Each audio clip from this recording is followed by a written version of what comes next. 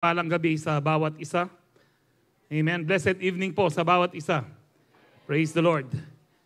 Nasa bagong buwan ho tayo, and therefore meron po tayong bagong tema na napakahalagang pag-aralan po natin. At nang tayo po ay lalong lumalim sa pananampalataya, lalong maging matibay po sa ating mga buhay upang hindi po tayo kailanman matalo ng dyablo. So ang ating pong tema sa buwan po ng Abril, natin po tatapusin kung di pa darating si Lord, ay patungkol po sa works of the Holy Spirit or sa ministry ng Banal na Espiritu po sa atin. Did you know na ang Banal na Espiritu ay, siya po ang most neglected person on earth. Bagamat siya po ang Diyos na kasama po natin ngayon, pero still, marami pong Kristiyano, hindi po kilala ang Banal na Espiritu. Kilala man, pero nane-neglect po na siya po ang iniwan ng Panginoon sa atin. Ibinigay po ng Panginoon po sa atin. So, let us have a brief definition kung sino po ang Holy Spirit po. Ang sabi po ng title next, the Holy Spirit is the third person of the Trinity. This means that the Holy Spirit is God, co-equal with God the Father and God the Son, and is of the same essence. Sabi po dyan, and God the Father, Son, and the Holy Spirit are distinct from one another in terms of their personal relationship. Marami po ang naguguluhan po dito sa Holy Trinity.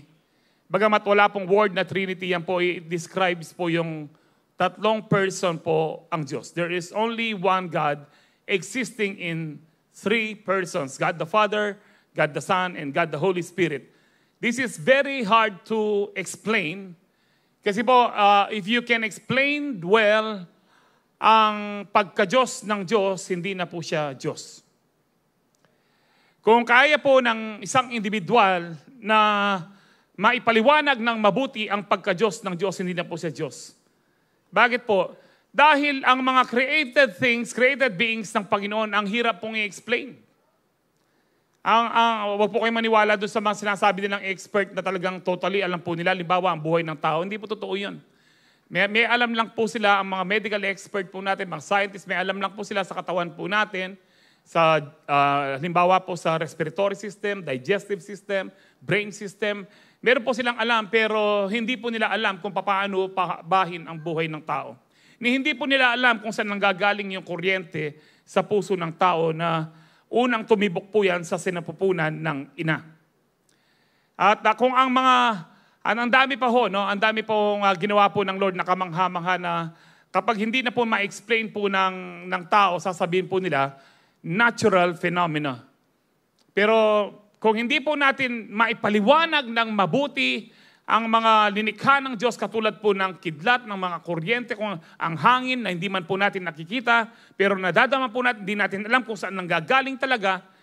Kung hindi po natin talaga ma-explain ng mabuti ang mga bagay na linikha ng Diyos, paano mo i-explain ang lumikha? Nakukuha ba natin yon? Ang Diyos na hindi po masukat-sukat, the infinite God, hindi siya pwedeng magkasya sa finite mind po natin. Kahit anong gawin po natin. Believe ka lang sa sarili mo kung sasabihin mo matalino ka, pero ikaw mismo hindi mo ma-solve ang problema mo. Ikaw mismo hindi mo mapahaba ng isang oras lang ang buhay mo. Bakit tayo magtitiwala sa limitadong utak po natin? Amen. Kapag pinipilit po nating unawain po ang pagka-Diyos ng Diyos, para mong pinipilit po yung kabuuan po ng karagatan na gusto mo siyang ilagay sa isang balde. Hindi po pwede. Naintindihan po natin yun? Para kang nagsisave ng file po, pero yung memory card napakalit, nag-e-error. I remember po noon, nung mga bago-bago pa yung mga iPhone po, nung magpapalit po ako ng model, yung dating iPhone ko, mas malaki po yung memory po niya. At dahil hindi ko naman naubos, sabi ko, maliit na lang na memory dun sa bago. Alam niyo po, kapag inano nyo na po sa Wi-Fi yan, at nandun na po yung email mo or whatever na kailangan para mag-synchronize po yan, automatic po, magsisync po yan sa bagong phone, sa iPhone. Now, nung time pong yun, hindi ko makalimutan, ayaw pong magsisync po, maya-maya mag-i-error. Isisync ko na naman uli, maya-maya mag-i-error. Until finally, naunawaan ko, kaya pala nag-i-error dahil mas malaki yung memory nung dati. Naintindihan niyo po yun? Yung memory po natin, yung kaisipan po natin, papaano mong ipapasok ang Diyos na hindi mo masukat-sukat. Kaya nga po, anong kailangan po natin dito? It takes faith to believe in God. God does not require you to be intelligent para po ikaw ay maligtas. God requires you to trust in Him and that is faith, kahit hindi mo naintindihan. Amen po ba? Sabihan mo kayong kasiping mo, tingkan chance.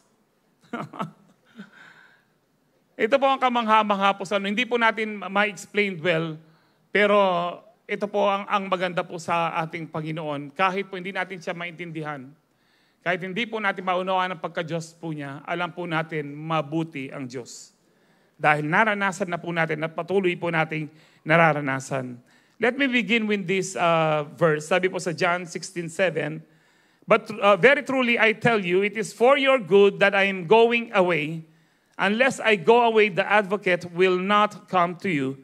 But if I go, I will send him to you." Let's pray. Heavenly Father, we thank you po sa buong maghapon na pinagpala, iningatan mo kami, binigyan ng kalakasan, binigyan ng kagalingan, Panginoon. Salamat po, Panginoon, sa lahat ng mga blessings na tinanggap po namin. At nagpapasalamat na po kami. Alam po namin, patuloy mong pagpapalain ang bawat isa na nagbigay po ng panahon ngayon upang ikaw ay sambahin sa Espiritu at katotohanan. We allow you, Holy Spirit, in our midst to teach us, to reveal to us more of Jesus. We want to know you more. And as we believe, receive your word, Holy Spirit, ikaw po ang kumilos. Let there be healing, let there be deliverance and salvation be upon your people, lalo na po sa mga first-timers po namin at sa mga naka-online. Maraming salamat po. To you be all the glory, honor, and praise. In Jesus' powerful name we pray. Ang lahat po'y magsabi ng Amen. Palakpakan tayo po'y Lord. Hallelujah. Ito po yung malungkot po ang mga disciples dito dahil nagpapaalam ang Lord dito sa John chapter 16. Nang sabi po niya, dahil nagpapaalam siya, alis na siya, sabi po niya, very truly I tell you, sinasabi kong totoo sa inyo, it is for your good that I am going away. Siguro na nalilito po ang mga disciples dito, paanong it is for our good? Natikman namin for 3.5 years na ang sarap kasama ng Panginoon. Pero bakit sinasabi niya sa amin ngayon that it is for our good that He is going away? Ang sabi po niya, bakit po? Kasi po niya, sabi po niya, unless I go away, the advocate, the Holy Spirit, sa ibang salin po, the helper, the counselor, the encourager will not come to you. But if I go, I will send him to you. Now, in the Bible, mababasa niyo po, the Father will send the Holy Spirit. I will ask the Father that He will send the Holy Spirit. Pero diyan, sinasabi ng Lord, I will send the Holy Spirit. Because ito po ang mahalaga po sa atin, there is only one God existing in 3 persons. Amen. Now, kung hindi po umalis ang Panginoon at nandito pa siya sa kanyang physical, ang tawag po dito, yung pong kanyang physical body, sino pong makikinabang? Yun lamang pong taong kalapit niya, limbawa po sa Israel. Pero ngayon pong umakyat sa langit, pinababa po niya ang kanyang banal na espiritu po sa atin. Lahat po tayo ngayon nakikinabang po sa ating mapagmahal na Panginoon. Kaya this is very, very important. We need to understand that the Holy Spirit is the God that we have here on earth. Kasi po ang manifest presence po ng Father at saka ng Son ay nasa langit po. The manifest presence of God, ang kasama po natin ngayon is God the Holy Spirit. Amen. At kailangan po nating maunawaan to. Kailangan po tayong maging intimate po sa Holy Spirit because napaka-imposible pong maging Kristiyano kung wala ang banal na Espiritu sa iyo. It is impossible to be a Christian without the Holy Spirit. It is impossible to live a Christian life without the Holy Spirit. Kung bakit po tayo Kristiyano, dahil po sa banal na Espiritu, ito po ang ating pag-aaralan po ngayon. Ang sabi po ng Lord din sa John 14:16, atras lang po tayo ng kaunti. Sabi po niyan, I will ask the Father, tignan niyo po ito, I will ask the Father, and He will give you another advocate to help you and be with you forever. Another advocate, another counselor. No, kasi si Lord din po, advocate po siya, counselor po siya, comforter din po siya. Another advocate, ang sabi po ng Panginoon. Now, yung word another po sa Greek ay dalawa po ang kahulugan. Dalawang salita din po. Actually, dalawang salita po. Ang word na another po sa Greek. Ang una po is alos. No? Ayan po. The word another, which is the Greek word alos, which means another of the same kind. At ang pangalawa na hindi po niya katulad is heteros. Another of different or opposite kind. So sa Greek po, hindi katulad po sa ating lingwahe or sa English, isang word lang po siya, another. O sa atin po, yung iba. Or ano po yung another sa Tagalog? Basta alam nyo na po yan. No? Wala pong dalawang salita po sa atin sa Greek, dalawa po. Alos at saka po heteros. Now, kapag gusto nyo po ng prutas, ang sarap po ng prutas, kanina nakakain pa lang ako ng malamig na ripe yellow mango. Nyaman, mulita na mga tana. Now, gusto niyo po ng mangga, bibigyan ko po kayo ng mangga, nabitin po kayo, ang sabi niyo, gusto ko yung katulad nung kanina. That is alos. Another mango. That is alos. Same kind. Now, nabitin uli kayo dahil matakaw kayo. Gusto niyo pa, sabi ko, wala na. Kung gusto mo, another kind of fruit, santol. And that is heteros. So, naintindihan na po natin kung anong alos. Kapag alos po, alos magkamukha. No? Yun po yung ano. Heteros po, hindi po sila magkamukha. Ang sinasabi po ng Panginoon dito, I will give you another me. Exactly like me. Why? Because there is only one God. Exactly the same as me, sabi po niya. At ang makikinabang, hindi lang yung iilang tao. Lahat ng naniniwala kay Kristo makikinabang doon sa aking espiritu. Now, yung advocate naman po, no, another advocate, ang advocate po, ang Greek word po niyan is parakletos. Sabi niyo po, parakletos. So, ang Holy Spirit po, tawag po sa kanya, sa Greek is alos, parakletos. No, and then, ang ibig sabihin po yan, counselor, intercessor, helper, one who encourages and comforts, comforter. In the New Testament, it refers exclusively, no, yung parakletos para lang po sa Holy Spirit at kay Jesus Christ, which is sila po ang ating advocate. This is very important po na maunawaan po natin. You need to realize ang Diyos na kasama po natin, the God that is with us is the Holy Spirit. At ang ninanasa po ng Holy Spirit po sa atin, maging intimate po tayo sa Kanya. If we are intimate with the Holy Spirit, intimate na rin po tayo sa Father at saka po sa Son. Now, ang sabi po sa 2 Corinthians 13:14, no, ang sabi po dyan, may the grace of the Lord Jesus Christ, ano po yung na kay Lord? Grace. And the love of God or love of the Father and the fellowship of the Holy Spirit be with you all. Now, una po sa lahat, gusto ko munang sabihin po yung be with you all. In other words, ang sinasabi po ni Paul dito, it is possible the grace of the Lord, the love of the Father, and the fellowship of the Holy Spirit ay wala po sa atin. Kaya nga po ang declaration niya, no, I declare, ang sabi po ni Paul dito, para sinasabi niya, I declare na yung love of Jesus, the grace of Jesus, and the love of the Father, and the fellowship of the Holy Spirit be with you all. Now, kung papansinin niyo po dito, hindi po ito wrong grammar, no? Kasi po yung grace of the Lord, the love of God. Bakit hindi po siya fellowship with the Holy Spirit? Bakit hindi po siya fellowship by the Holy Spirit? Or fellowship in the Holy Spirit? Bakit fellowship of the Holy Spirit?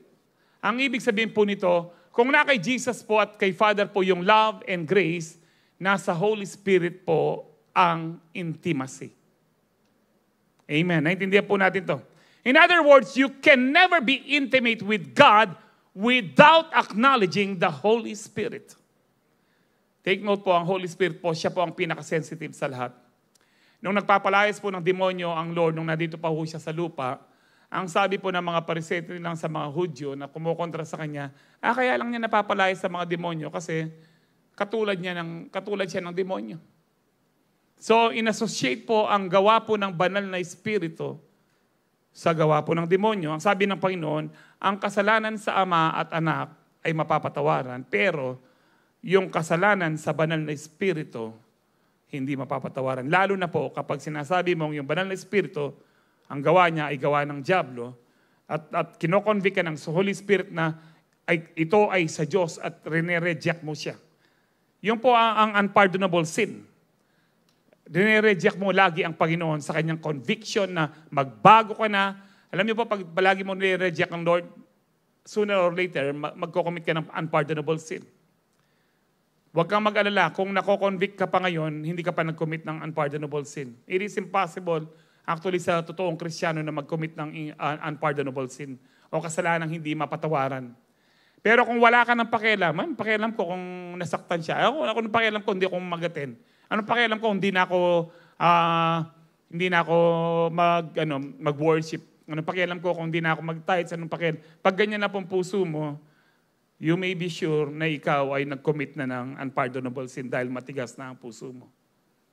Pero wala po siguro ganun sa atin. Kapag tunay kang Kristiyano, nagkakasala ka, agad mong sinasabi sa Lord, sorry po, nagkamali po ako. Bakit? Kasi po buhay ang Holy Spirit sa atin. So ang sikreto para talagang mas makilala po natin ang Panginoong Jesus at ang Father is to be intimate with the Holy Spirit. Amen. Yung pong sinasabi po niya, fellowship, yung word fellowship sa Greek po is koinonia. Sabi niya po, koinonia. Ang koinonia, ito po ay fellowship, communion, partnership. Para pong best friend mo or para mong asawa. Ang ibig sabihin po nito, fellowship of the Holy Spirit. Nais po ng Holy Spirit na maging close po tayo. Walang ibang person in this world na dapat na mas close ka kundi sa Holy Spirit. Yes, you may be close to your friend or to your spouse, pero dapat ang pinaka-close na person sa buhay mo, walang iba kundi ang Holy Spirit. And it will change your life dramatically kapag ikaw ay close sa Holy Spirit. Amen. Naintindihan po natin, lahat po na nakaunawa daw magsabing Amen. So the Holy Spirit is also called the Spirit of Jesus Christ. Marami pong pangalan ng Holy Spirit. Tinatawag po siyang Spirit of God, Spirit of the Living God, Holy Spirit, Divine Spirit. Pero tinatawag din po siyang Spirit of Jesus Christ. Saan po yan? Tingnan po natin yung mga ilang talata po sa Biblia. Philippians 1:19, for I know that as you pray for me and the Spirit of Jesus Christ helps me, this will lead to my deliverance. So binanggit po ni Paul ang Holy Spirit as the Spirit of Jesus Christ. Meron pa po, Romans 8:9. Marami po ito pero ilan lang po yung pinili po natin. Romans 8:9 sabi po dyan, you however are not in the realm of the flesh, but are in the realm of the Spirit. If indeed, take note, the Spirit of God, ang sabi po dyan, lives in you. And then, ginamit po niyang pangalawa, and if anyone does not have the Spirit of Christ, they do not belong to Christ. Ang pangalan po ng Holy Spirit dyan is Spirit of God at saka po yung Spirit of Christ. Why? Because there is only one God existing in three persons. God in three persons. Amen. Huwag po kayong maniwala dun sa ang Diyos po natin para siyang monster. Isang Diyos pero tatlo ang ulo. Hindi po siya ganun. Iisa lang talaga po ang Diyos. Pero mahirap unawain po na hindi kayang abutin po na o matarok po ng ating kaisipan na yung pong papaano siya naging tatlo. Sino po naniniwala na nasa inyo po ang Holy Spirit?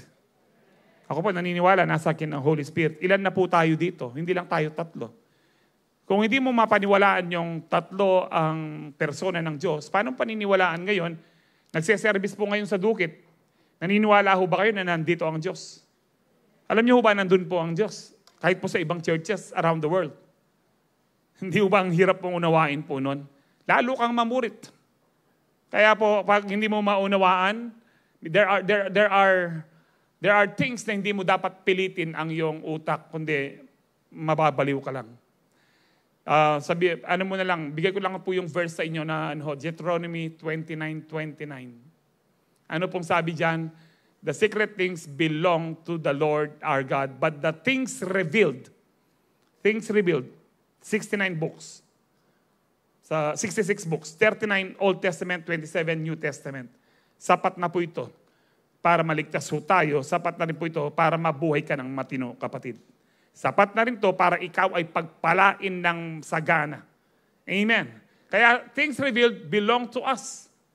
Kapag hindi mo maunawaan, there are mysterious things. Kapag sa langit mo na lang itanong. Amen. Sikapin mong makapasok sa langit, ha? Para yung mga katanungan mo, kahit ako po, marami po tayong hindi alam, pero praise the Lord, it's by faith kung bakit tayo ligtas. By grace through faith. Amen. Amen. Now, maging sa Galatians 4:6, sabi po dito, because you are His sons, God sent the Spirit of His Son into our hearts. So, yung Holy Spirit po sa atin, it is also called the Spirit of God's Son. Why? Because there is only one God. Amen. Hati ko po kasabi kaya. Amen. And then, sabi po dyan, the Spirit who calls out, Abba, Father.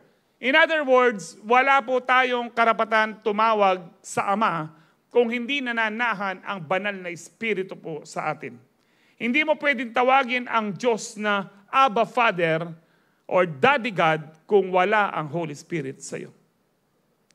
Paano po natin matatanggap ang Holy Spirit? Yan po ang ating pag-uusapan. Pero before that, did you know ang mga espiritu ng propeta na nanahan po sa kanila in the Old Testament, ito rin po ang Holy Spirit na tinatawag din pong Spirit of Christ.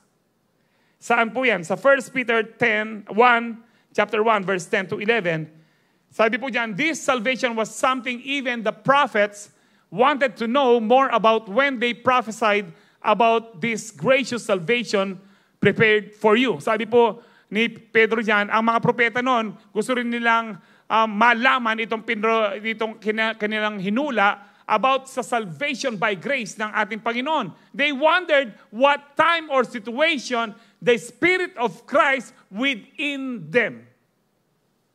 Kahit hindi ko na po tapusin yan, yan lang po ang punto ko. Ang Espiritu ng mga propeta in the Old Testament, tinatawag pong Spirit of Christ. Why? Because wala pa po ang heaven and earth, nandoon na po si Kristo. Amen. In the beginning was the Word, John chapter 1, verse 1. In the beginning was the Word, and the Word was with God, and the Word was God. And verse 14, and the Word became flesh. Ang salita na Diyos na lumikha sa lahat ng bagay, lumikha po sa atin, siya rin po yung salitang nagkatawang tao. So, po paniwalang ding iglesia ni Manalo, na tao yamoy Kristo. Amen. Si Kristo po hindi lang siya tao. Yes, si Kristo po ay tao, pero siya ay Diyos na nagkatawang tao. Magkaiba po yun. Dapat maliwanag yun. Eko po maniwala ka rin ang imamang titad. Amen. Pota, abalitan ko, lumipat ko pa kang iglesia na Minalo. At chuta, nasa ano po tayo? Tamang doktrina po tayo. Accurate po ang doktrina po natin. Lahat po may supporting verses po. Amen po ba? Nahan ako siguro planong mag-backslide pa Amen. At mas maganda po dyan, lahat po ng mga sermon dito, pag uwi nyo sa bahay, i-replay nyo para mas maunawaan po natin. And then i-research nyo po. Huwag kayong makontento na nakinig po kayo dito. For you to grow, kailangan meron kayong personal Bible study. Amen. Praise the Lord. So mag-start na po ako. Intro lang po yun, 7:07. Nakabilis na-adjust yan. Ang ating unang pag-aaralan po is the regenerating work of the Holy Spirit. Ito po yung unang ministry ng Holy Spirit sa atin. Titus 3:4-7. Ang sabi po dito, but when the goodness and loving kindness of God, our Savior, appeared, He saved us not because of the works done by us in righteousness. No, ang sinasabi po dito ni Paul kay Titus, na hindi tayo sinave ng Panginoon dahil sa mga gawa po nating mabubuti. Ang gawang mabuti po natin, ito ay bunga ng ating kaligtasan. Inuulit-ulit po natin to. Para pag tinanong kayo kung paano ka ligtas, huwag mong sabihin dahil mabuti ka. Kapag sinabi mong mabuti ka, mayabang ka. Amen. Kaya tayo nakakagawa ng mabuti dahil binago tayo ng Diyos. Nung tinanggap po natin ng Lord, makasalanan pa tayo, wala pa tayong ginagawang mabuti, ligtas ka na kapatid, wala ka pang ginawa. Because we are saved by grace. Kaya sabi diyan, but according to His own mercy, sa awa po ng Diyos. Kung bakit tayo naligtas. By what? By the washing of regeneration and renewal of the Holy Spirit. Sabihin niyo po, regeneration. Sabi diyan, whom He poured out on us richly through Jesus Christ our Savior, so that being justified by grace, pinangwalang sala ho tayo, dahil sa biyaya ng Diyos, we might become heirs according to the hope of eternal life. Now, para po mas maunawaan po natin, ano ba ang word regeneration? I-define muna po natin. Ang ibig sabihin po ng regenerate, ibig sabihin po yan, spiritually reborn or renewed or converted, formed or created again, restored to a better, higher, or more worthy state. Ang verb po niyan, ang action word po niya, ang definition po niya is to cause to be reborn spiritually, to reform completely in ways of thinking and behaving, to generate or produce again, especially to replace or a lost or damaged body part by a new growth of tissue. Yun pong, alam niyo po, yun po yung regenerate. Alam niyo po yung mga reptiles, katulad po ng butiki, nagre-regenerate po ang kanilang katawan. Pag hinuli mo po yung naputol yung buntot niya, nakatakas siya, may ilang araw lang, makita mo, may bagong buntot na naman siya. Para po yung mga demonyo, pinutol mo na yung niya, tingnan nyo nga yung katabi nyo, kung may buntot po yan, putuloy nyo, sa susunod, tutubo uli yan. Ang mga demonyo po din po, nagre-regenerate po ng kasamaan. So, ang sabi po dyan, to give new life, ibig sabihin po, to revive. Ang mga synonyms po niyan, revive, revitalize, renew, restore, napakarami po, breathe new life into, or rejuvenate, napakarami po. Pero ang kanyang Greek word is tinatawag pong palingenesia. I don't know kung tama po ang pagkakapronounce ko. Hindi po ako Griego. Pero ang ibig sabihin po niyan, ng regenerate, palingenesia is renewal, rebirth, regeneration. Sa Tagalog po, ito po yung pinagpabagong buhay, pagbabagong buhay, magpabagong buhay, mabuhay na muli, tumubong muli, buhayin muli, bigyan ng bagong buhay. In other words, ang ibig sabihin po ng regenerate, ikaw ay ma-born again.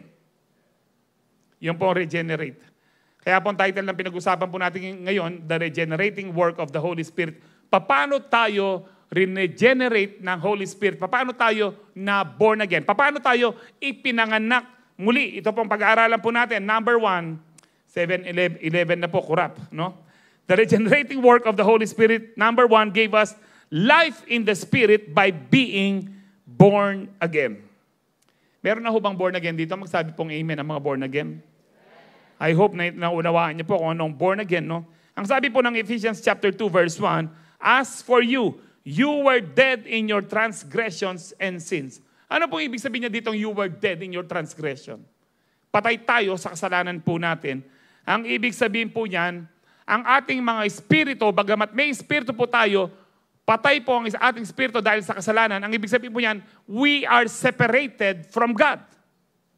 Yan po ibig sabihin po ng death in the Bible. Spiritual death, yan po ibig sabihin, maging po yung eternal death o yung dagat-dagatang apoy, yan, ang ibig sabihin po niyan, separated from God. Wala ng presensya ng Diyos sa impyerno. Nakahiwalay na po talaga. Mapalad po tayo ngayon kahit po masama ang mundo, nandito pa rin po ang presensya ng Diyos. Amen. Pero kapag ikaw ay wala sa Diyos, spiritually dead ka. Dito po sa Colossians 2:13, sabi po dito, you were dead because of your sins, and because your sinful nature was not yet cut away, hindi pa naputol ang yung sinful nature, then God made you alive with Christ. Regenerate ka ng Diyos sa pamamagitan ni Kristo, na born again ka sa pamamagitan ni Kristo, for He forgave all our sins. In Ephesians chapter 2, verse 4-5, sabi diyan, but God is so rich in mercy, and He loved us so much that even though we were dead because of our sins, He gave us life when He raised Christ from the dead. Regenerate po tayo nung binuhay muli ang Panginoon.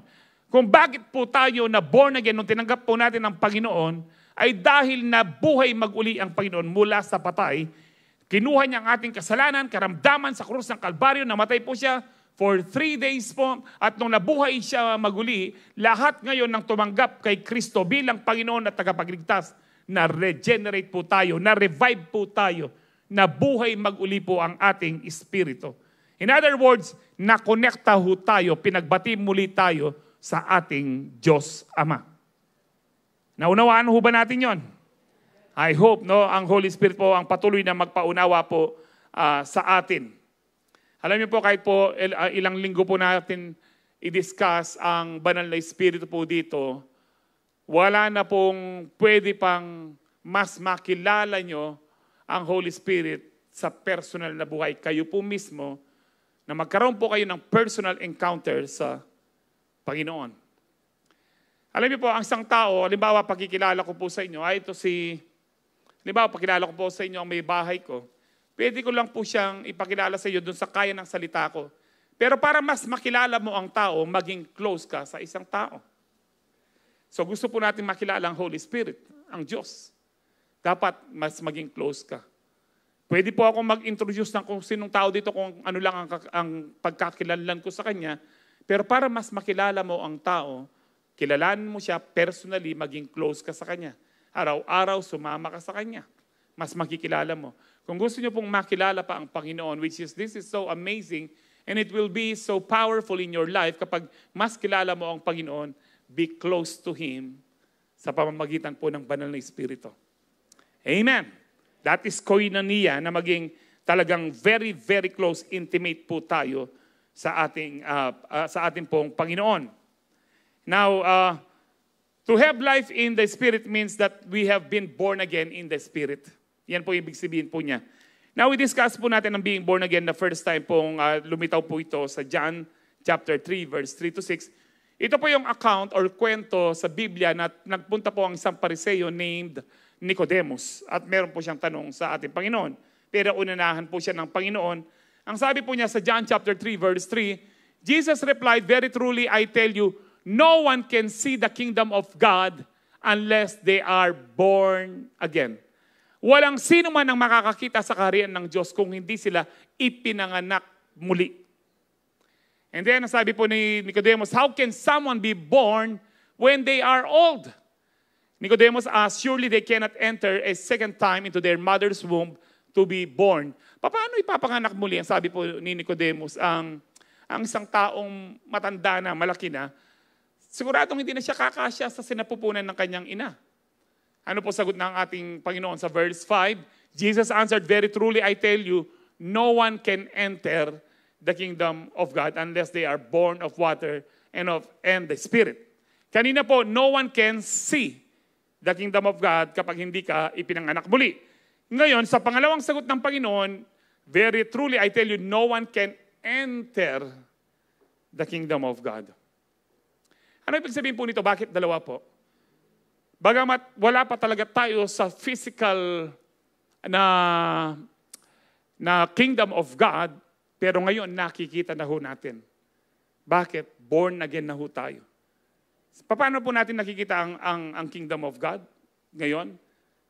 Sa ating pong mga spiritual na buhay. Dahil ang sabi po ng Romans 14:17, but the kingdom of God is not a matter of eating and drinking, but of what? Righteousness, peace, and joy in the Holy Ghost, in the Holy Spirit.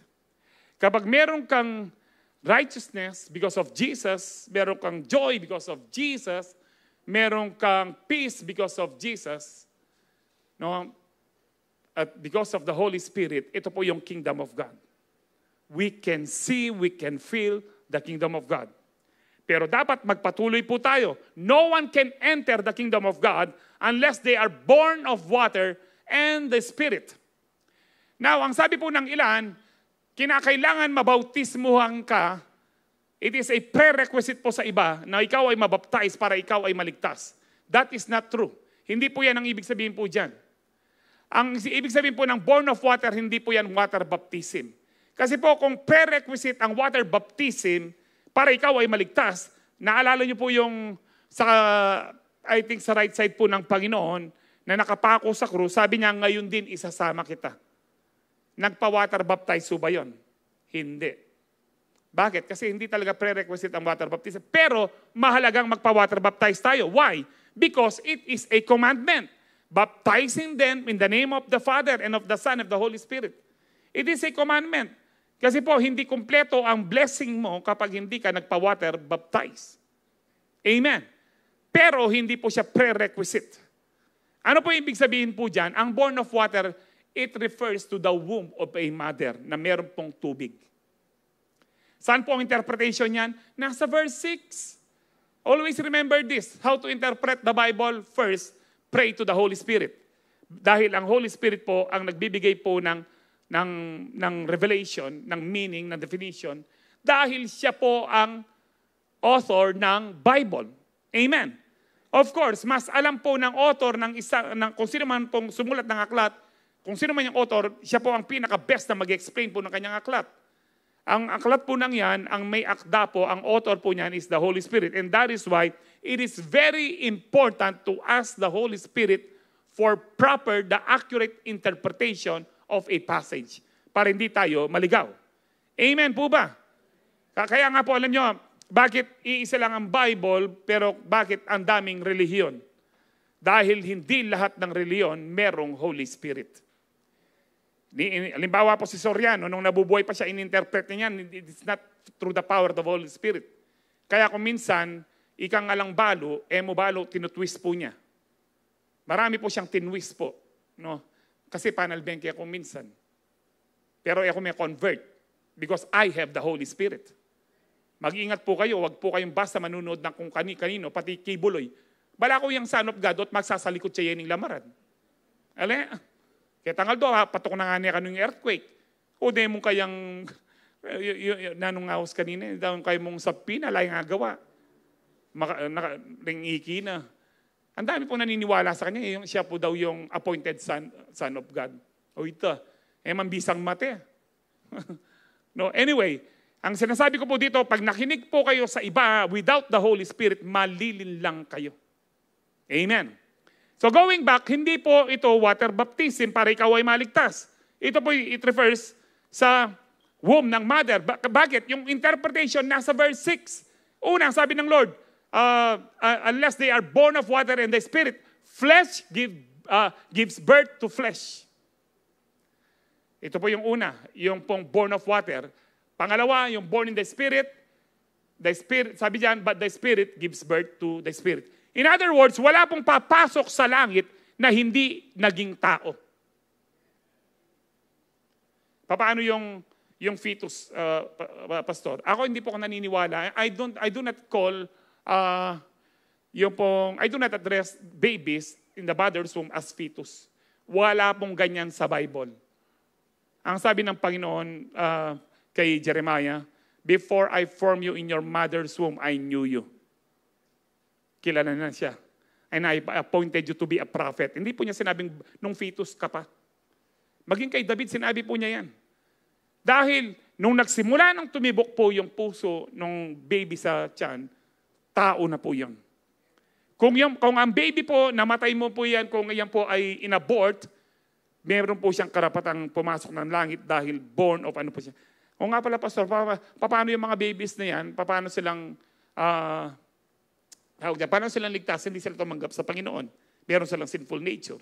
Mirastaken na. Pero pwede ko pong sagutin yan. Alam niyo po, mag-aral kasi kayo sa Discovery Education Program.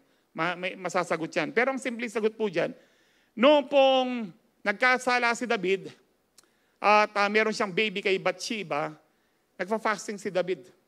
Ayaw niyang kumain. Dahil ang sabi ng Lord, kukunin niya yung baby. So nagpa-fasting siya. Pero nung namatay na yung baby, narinig yung kanya mga servant, tumayo na siya parang gano'n. Sabi ng mga servant, noong pong buhay pa yung baby, ayun yung kumain. Ngayon namatay, kumain na kayo. Nakakalito po kayo. Sabi niya, kaya kung nagpa-fasting, baka maawa pa ang Diyos. Mabuhay pa ang anak ko. Hindi ko na maibabalik ang anak ko. Ako na ang pupunta sa kanya. Saan ba pupunta si David? Sa langit. Ibig sabihin po, yung bata, yung baby, na hindi po nakatanggap po sa Panginoon, wala pong kakayahan, automatic po ang walang kakayahan pong mag-isip pa, automatic po yan sa langit. Dahil ang Diyos po, hindi po siya unjust. No, makatawiran po, makatarungan po ang Diyos. Amen. May lilita mo, 7:23 na, magsako pa mo. Anyway, nung wala ko pong lakad, medyo mag-overtime ta kanini. Para lang po mas maunawaan po natin, this is so powerful message na maunawaan po natin ang isa sa mga work po ng Holy Spirit. So, ito po ang pagiging holy. Paano ka pala maboborn again?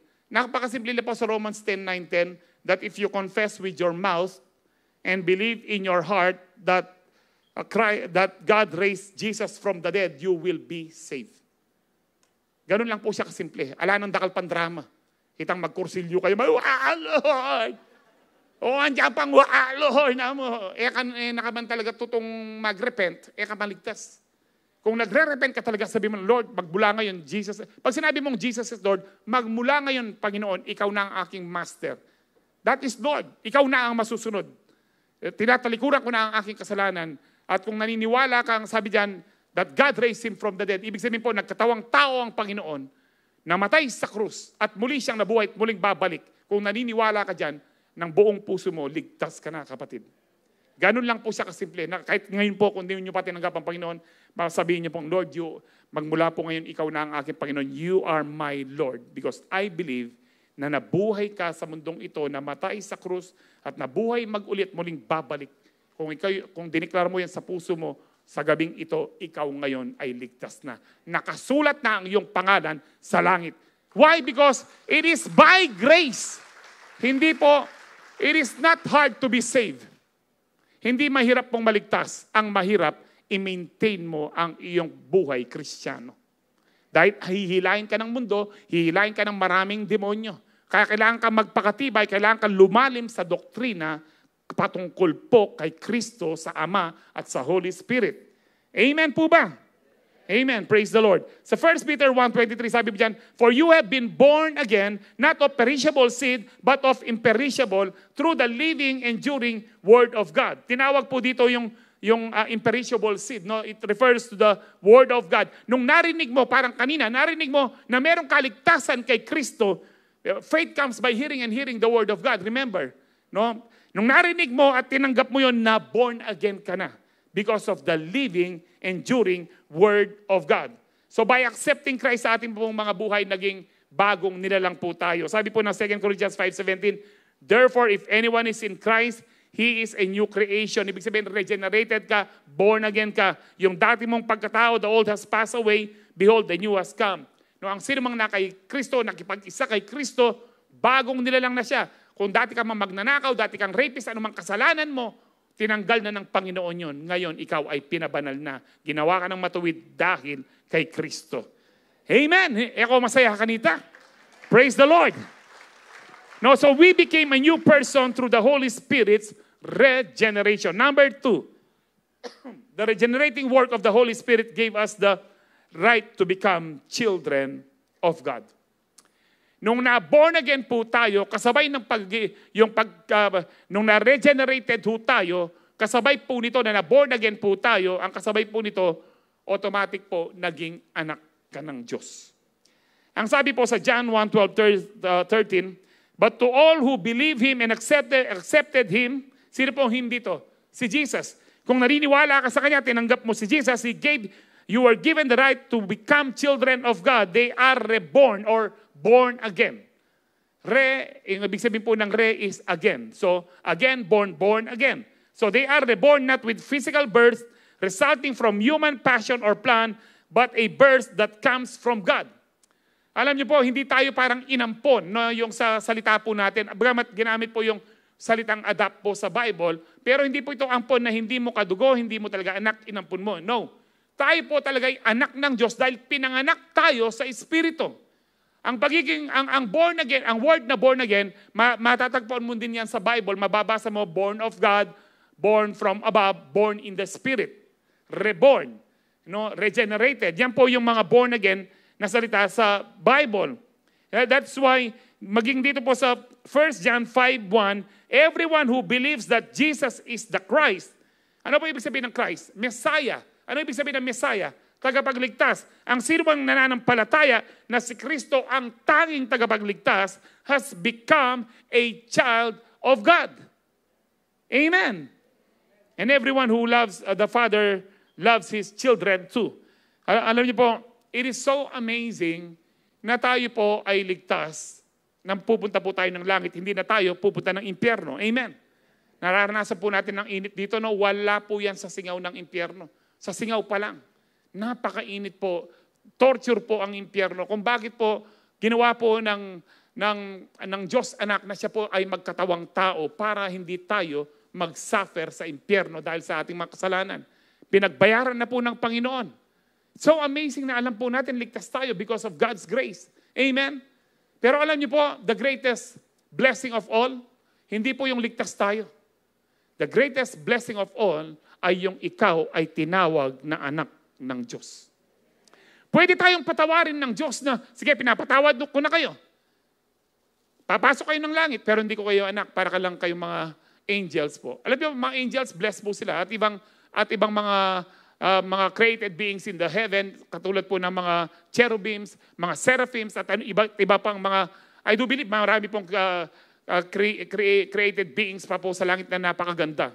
Ay yung pong mga nagpunta na po ng langit na nagkaroon po ng chance po doon at pinabalik po ng Panginoon, ang sabi po nila, ultimong mga halaman, mga bulaklak, nagsasalita. Yung ganda po ng mga kulay po doon, no, sa pelikula kasi puro puti, no? Boring po. Hindi po ganoon ang langit. Sa langit po, yung pong mga kulay na magaganda na wala pa po dito sa mundo, makikita po natin sa langit. Mas maraming daw kulay po doon. Excited na ho ba kayong umuwi? Amen. Praise the Lord po sa nag-i-amen. Ulit ang aluan, anong buriyo? Pangabagya, datang ninggin, no? Kailangan po excited tayo lagi. Ang mabuhay ay kay Kristo, ang mamatay ay kay Kristo pa rin. Whether we live or die, we belong to Christ. Amen. Yun po ang importante. Alam po natin, so amazing na tayo po iligtas, pero the most amazing of all, the greatest blessing of all, ginawa tayong anak ng Diyos. Para pong, balo niya po itang prodigal son, alalin pa yung kwento ng prodigal son. Yung prodigal son, nag-backslide. No? At nung nag-backslide po siya, he came to his senses one day dahil wala na po siyang pera. Kinakain lang po niya, kanyaw. Balo yung kanyaw. Kaning baboy. Sabi niya, ba't ko ba tinitiis ito? Sa aking ama, ang aking ama, sa lugar ng aking ama, ang mga alipin doon, masarap ang kinakain. Babalik ako sa aking ama. Ang motibo niya, ito po ang motibo niya, hindi dahil mahal niya ang ama niya. Ang motibo niya, sabi po niya, babalik ako sa aking ama, hingi ako ng tawad, sasabihin ko, nagkasala ako, ama, sa langit at sa iyo.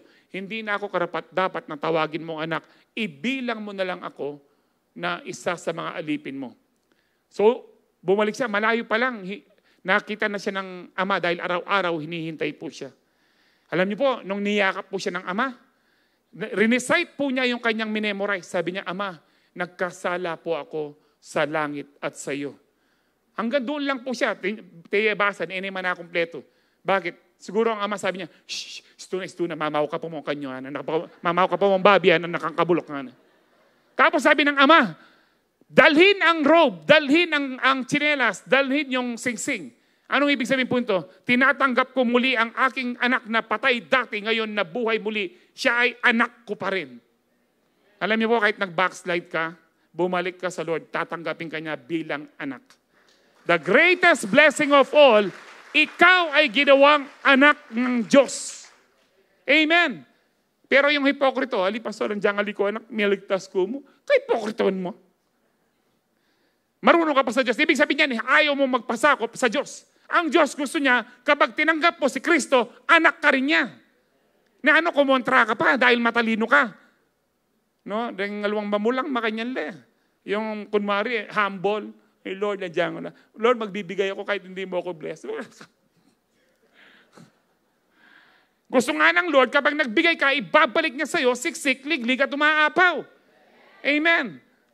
Yung iba pa humble effect. Pero yung tutuna po, mag-overtime, may bisayan ni Kwarto. No? At mirastakin. Pero na-excite lang po ako kasi the greatest blessing of all, hindi yung parang ikaw yung mga angel na nandoon. Pagdating po natin sa langit, tayo yung mga anak ng Diyos. Ang mga angels, cherubim, seraphims, mga lingkod po natin yan.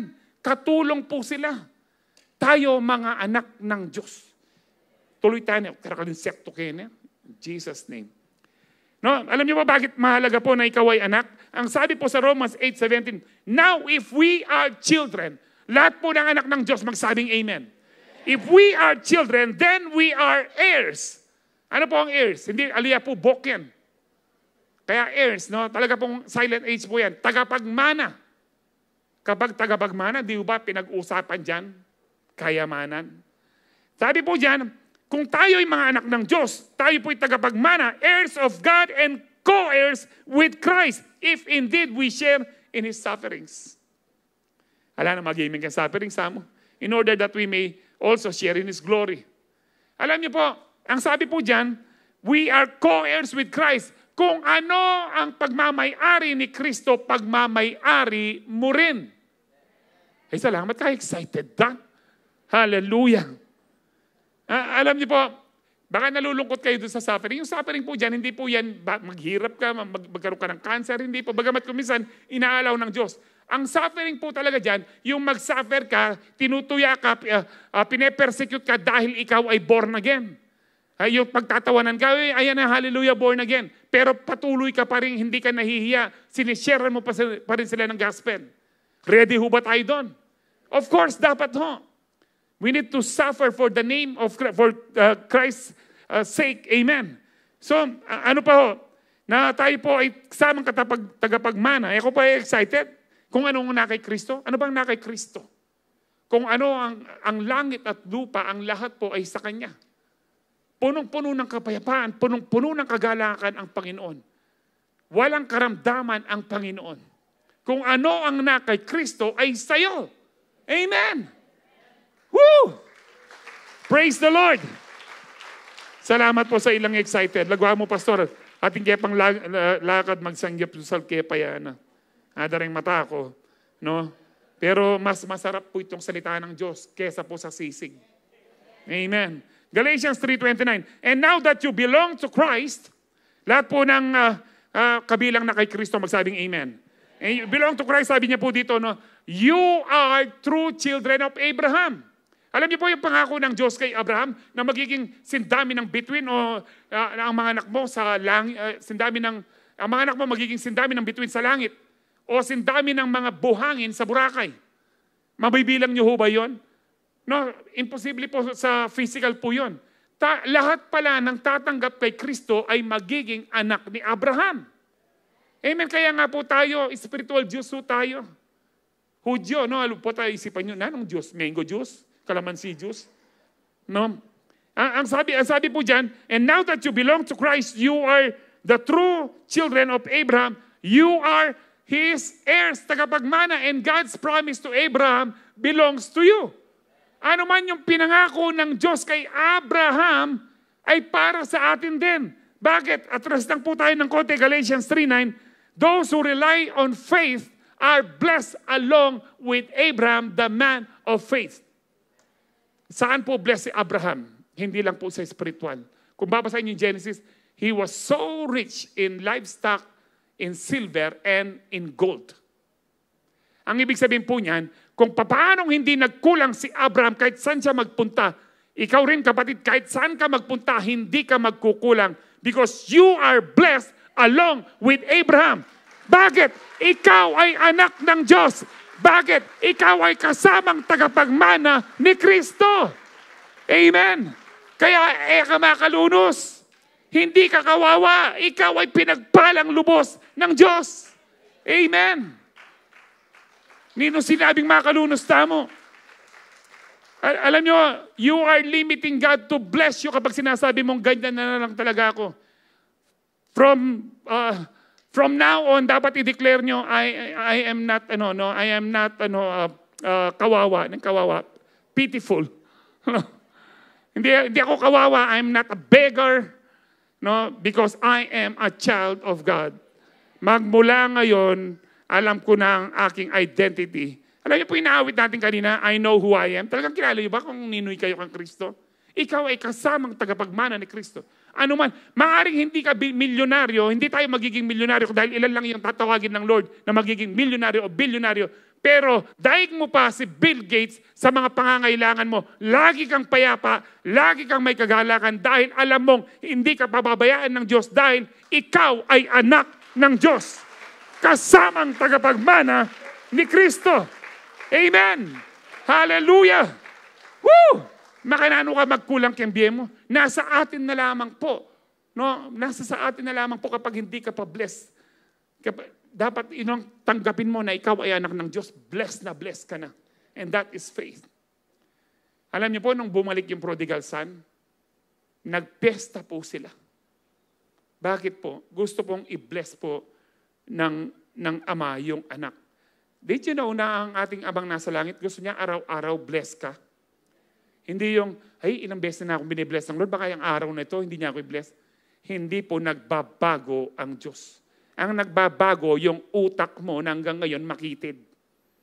Dapat po yung ating kaisipan, i-align po natin sa pangako ng Diyos na kahit po Friday the 13th, pagpapalain ka ng Lord. Dahil lahat ng araw, walang araw ang dyablo, lahat ng araw, galing sa Diyos. Kaya paggising mo ng umaga, this is the day that the Lord has made. I will rejoice and be glad in it.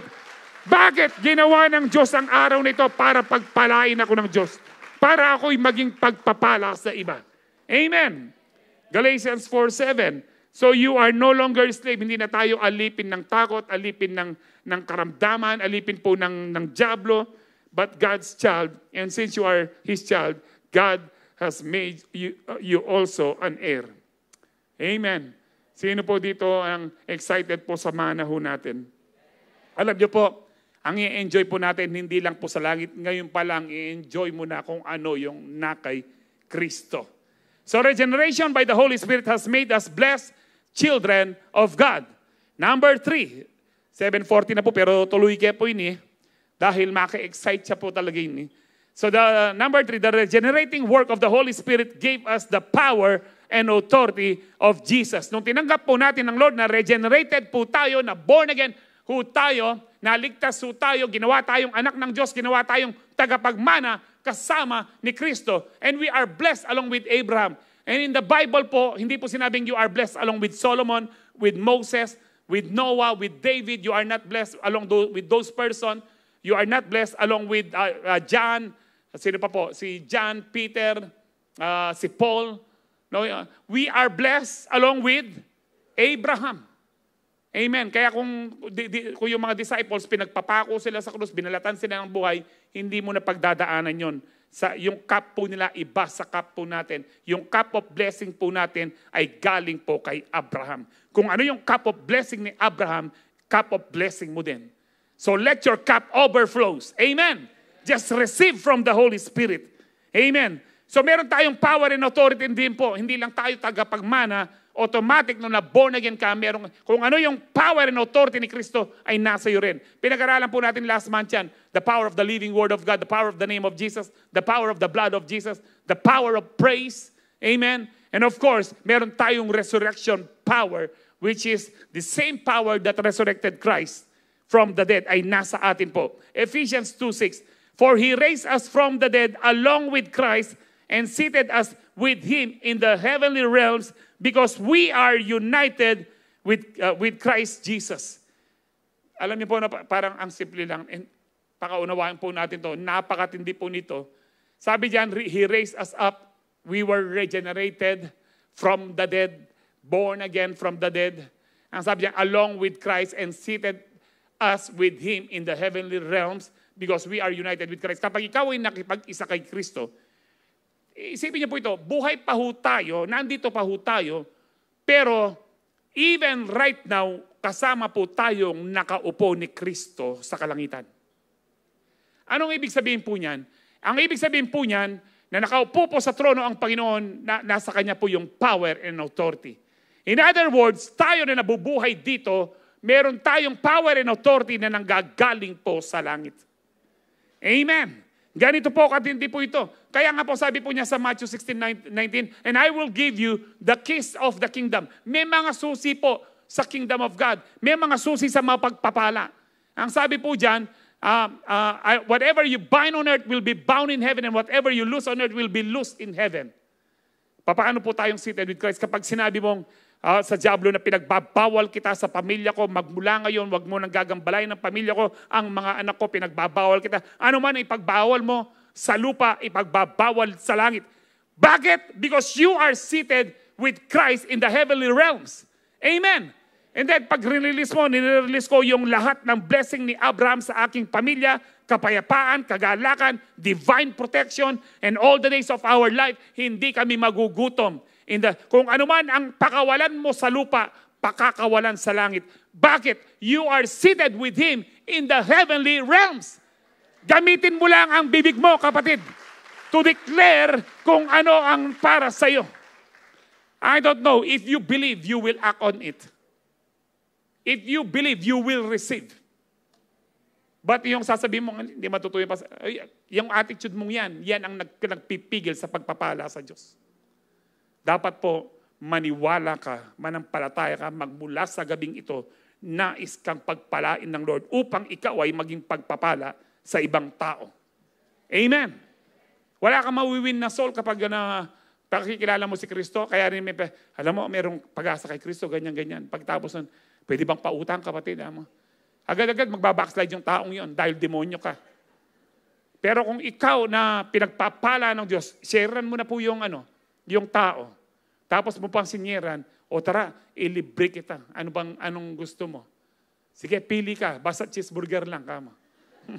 Pinapili mo pa, no? No, this is so exciting. Now, ano pong klaseng power and authority meron si Kristo? Basahin po natin sa Ephesians chapter 1, verse 18 to 23. I pray, sabi po niya dyan, that the eyes of your heart or the eyes of your understanding.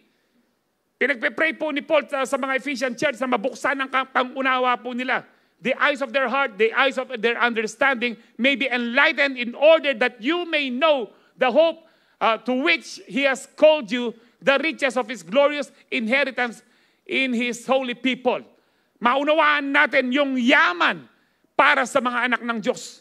Ang sabi po dyan, and His incomparably, sabi niyo po incomparably great power. Ano po itong incomparable na great power pong ito? Ibig sabihin po nito, hindi mo ito maituring, hindi mo siya maikumpara sa kanilang mga kapangyarihan, kahit po sa kapangyarihan po, sa power po ng atomic bomb, o kung sino man pong makapangyarihan na tao, kahit po yung lahat ng mga pinagsama-samang demonyo, kasama po yung mga fallen angels at saka si Lucifer, si Satanas, pag sama-samahin kapangyarihan po nila, hindi po maikumpara sa great power for us who believe. Do you believe? You need to believe para po ito maging effective sa ating mga buhay.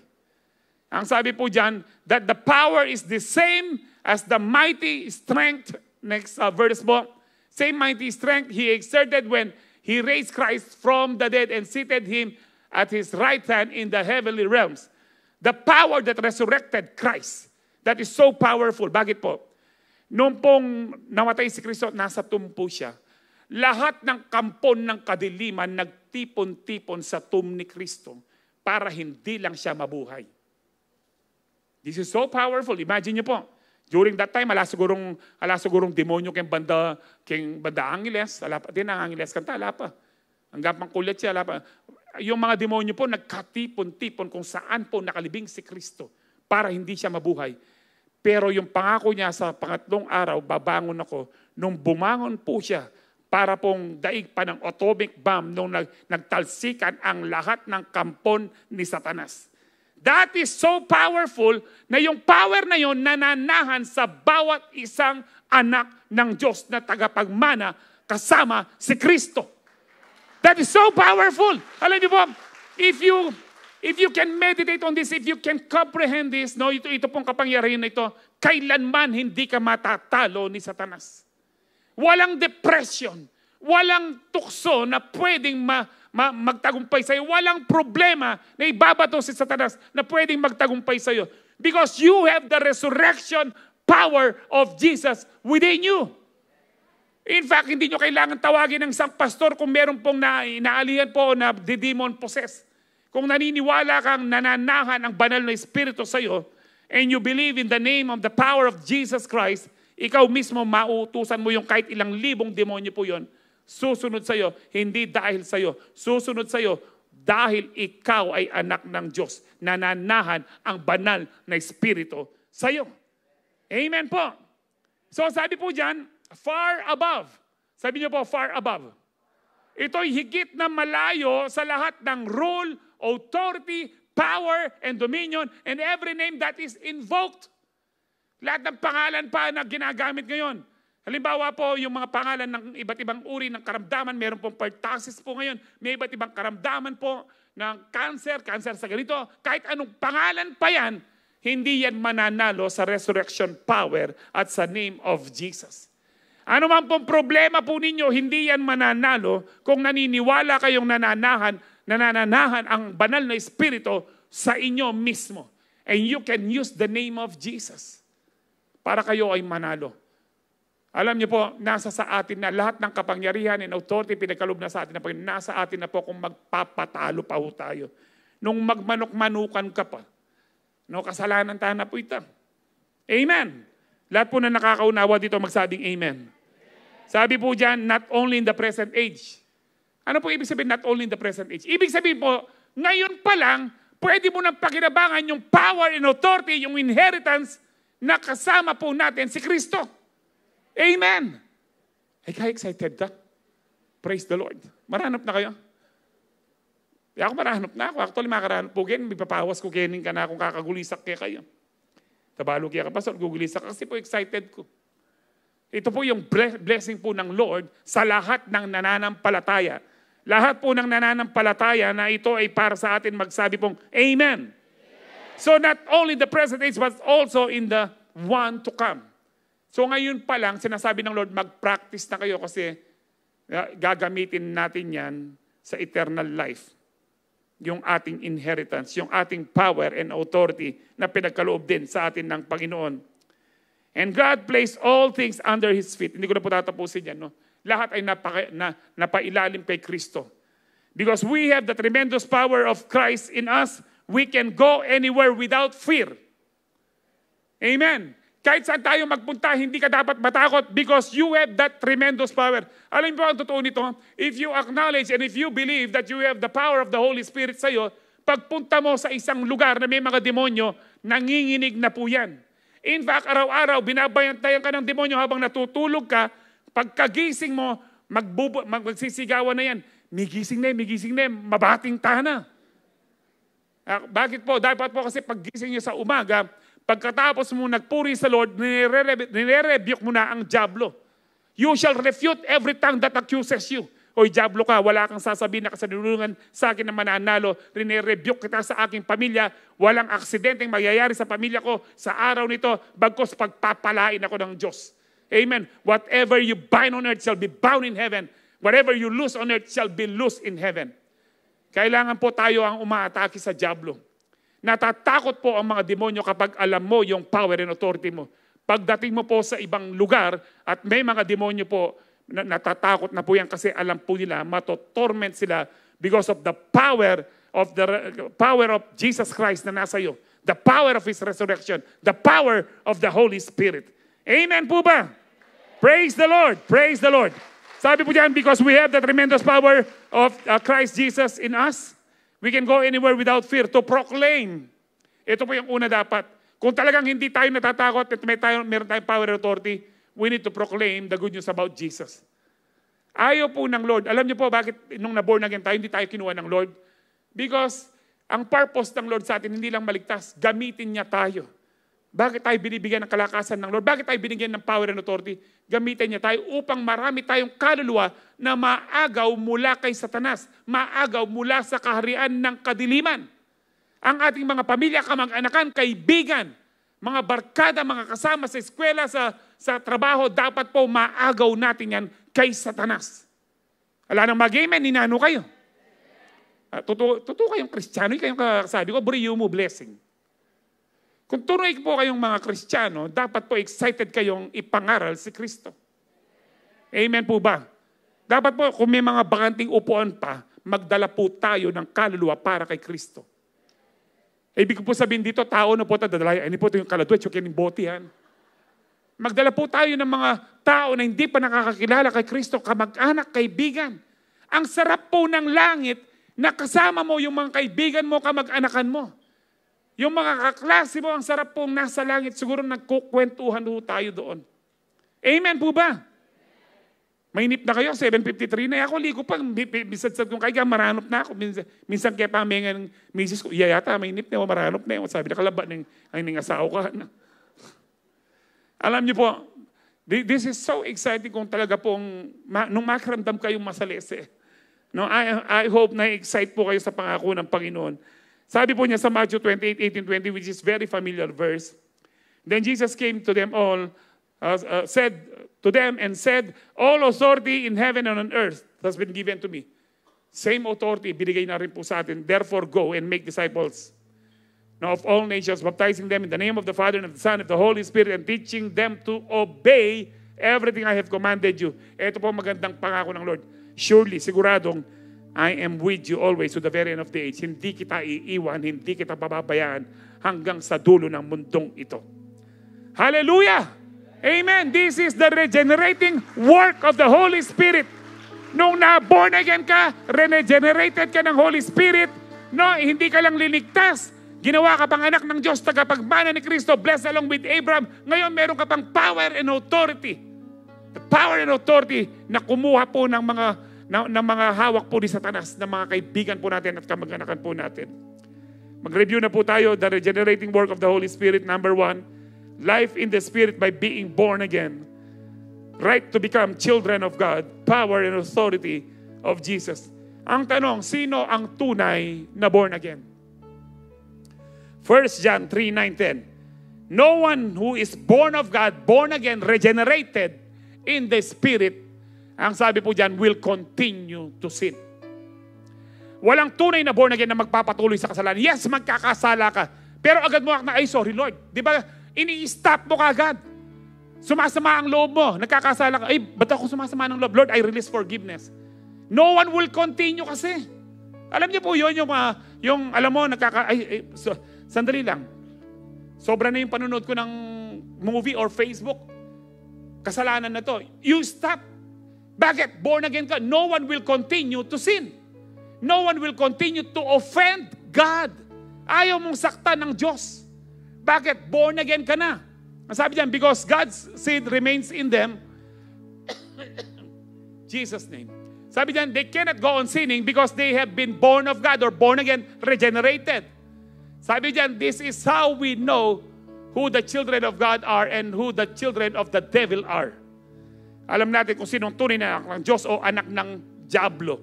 Sabi po diyan, anyone who does not do what is right is not God's child. Ang sino mang hindi ginagawa yung tama, hindi siya anak ng Diyos. Nor is anyone who does not love their brother and sister. Lahat po na nakaunawa nito magsabing amen. Why? Dahil yung true born again Christians will always obey God's will. Ang tunay na born again, laging susundin ang kalooban ng Diyos. Bakit po? Dahil ang kalooban ng Diyos, ito yung pinakamagandang pwedeng mangyari sa buhay mo, kapatid. Sundin mo ang Diyos. Yan ang pwedeng pinakamaganda. Yan ang pinakamagandang pwedeng mangyari sa iyong buhay.